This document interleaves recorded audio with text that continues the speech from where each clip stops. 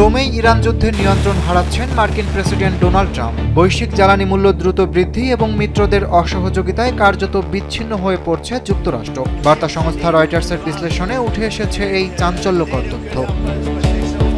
রয়টার্সের বিশ্লেষণে আরও বলা হয়েছে, ক্ষমতায় আসার সময় অপ্রয়োজনীয় সামরিক হস্তক্ষেপ থেকে যুক্তরাষ্ট্রকে দূরে রাখার প্রতিশ্রুতি দিয়েছিলেন ট্রাম্প, কিন্তু তিনি নিজেকে অযাচিত এক যুদ্ধে জড়িয়ে ফেলেছেন।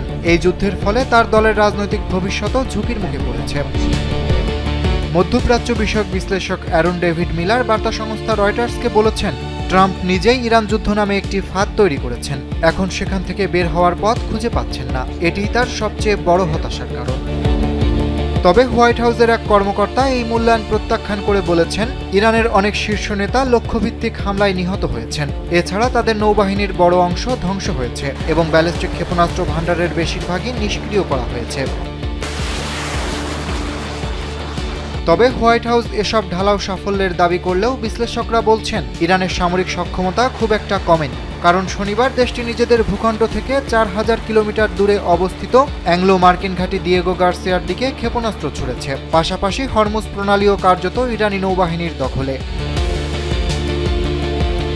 গেল সপ্তাহে কূটনৈতিক, সামরিক ও রাজনৈতিক সহ সব দিক থেকেই ট্রাম্পের ক্ষমতার সীমাবদ্ধতা স্পষ্ট হয়ে উঠেছে। নাম প্রকাশ না করার শর্তে হোয়াইট হাউসের অন্য আরেকজন কর্মকর্তা জানিয়েছেন, ন্যাটোর মিত্র ও অন্যান্য বিদেশি অংশীদারদের হরমুজ প্রণালী সুরক্ষায় নৌবাহিনী পাঠাতে অনীহা ট্রাম্পকে বিস্মিত করেছে।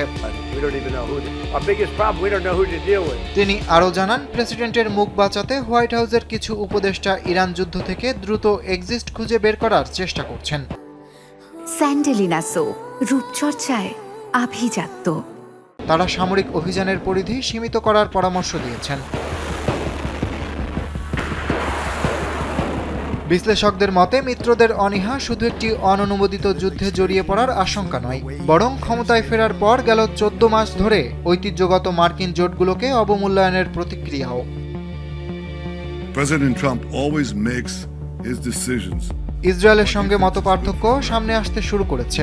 ট্রাম্প দাবি করেছেন, ইরানের সাউথ পার্স গ্যাস ক্ষেত্রে ইসরায়েলের হামলার বিষয়ে তিনি আগে থেকে কিছুই জানতেন না। তবে ইসরায়েলি কর্মকর্তারা জানান, এই হামলা যুক্তরাষ্ট্রের সঙ্গে সমন্বয় করেই করা হয়েছিল। ট্রাম্পের ঘনিষ্ঠজনরা বলছেন, গেল 28 ফেব্রুয়ারি থেকে শুরু করে হওয়া এই যুদ্ধের পর ট্রাম্প প্রশাসন এখন বাস্তবতা বুঝতে পারছে।